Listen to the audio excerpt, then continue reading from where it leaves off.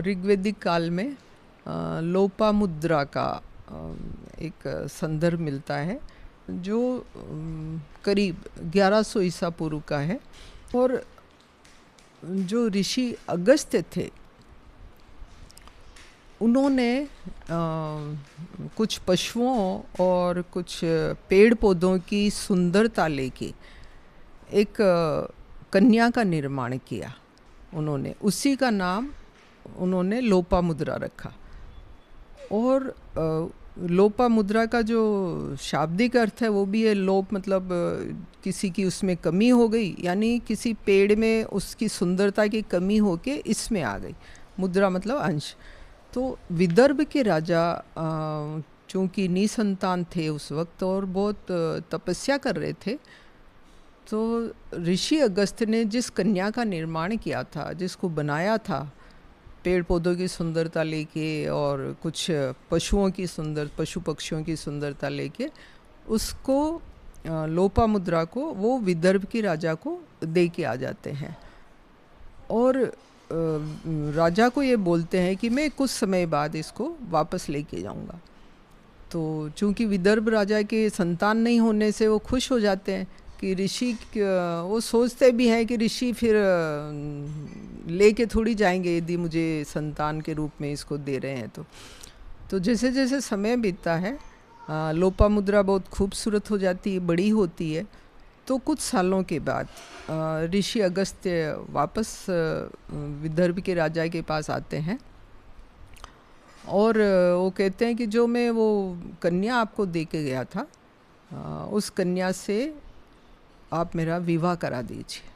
तो राजा बड़े परेशान हो जाते हैं कि ये एक तरह से राज परिवार में पली हुई कन्या, राजकुमारी जैसे ऐशो आराम में रही हुई, वो कैसे जंगल में किसी आश्रम में कैसे रह पाएगी। तो बड़े संकोच से पूछते हैं कि ऋषिवर, ये जंगल में आपके आश्रम में कैसे रहेगी, क्योंकि इसने बहुत इतनी सुख सुविधा से इसका लालन पालन हुआ है।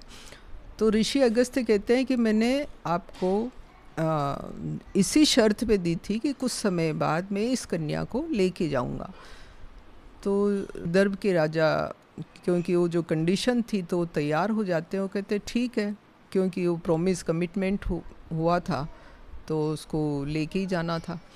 तो लेके चले जाते हैं और उसका विवाह करा दिया जाता है। और फिर ऋषि अगस्त्य उनको लेके जाते हैं। विदर्भ के राजा उनको बोलते हैं कि भाई हम आप कुछ सुख सुविधाएं यहाँ से आपके आश्रम में मैं कर देता हूँ ताकि इस बच्ची को कोई तकलीफ़ नहीं हो। लेकिन ऋषि अगस्त्य कहते हैं कि नहीं, आश्रम की जो व्यवस्था है इसको उसी में रहना पड़ेगा। तो उनका विवाह संपन्न हो जाता है और वो लोपामुद्रा ऋषि अगस्त्य के साथ में चली जाती है।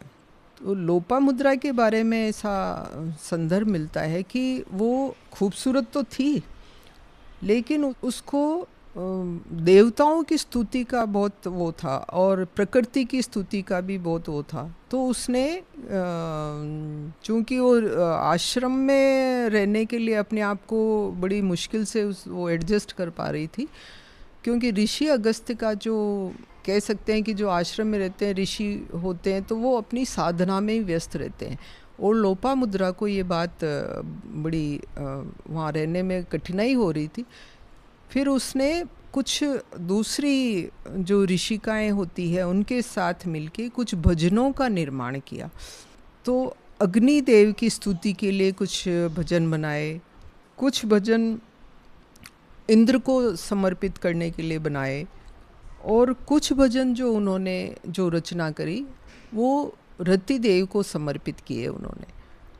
और ऐसा भी संदर्भ मिलता है कि ललिता सहस्त्र नाम यानी देवी के 1000 नाम की जो रचना है उस लोपामुद्रा ने ऋषि अगस्त्य के साथ मिलकर उसकी रचना करी। और लोपामुद्रा मंत्र दृष्टा भी थी, क्योंकि वो आश्रम में रहने लगी तो उसको साधना और ये सब क्योंकि माहौल वैसा ही था तो वो अपने आप ही आ गया। तो वो वेदों का अध्ययन करने लगी और मंत्रों का खुद रचना करने लगी।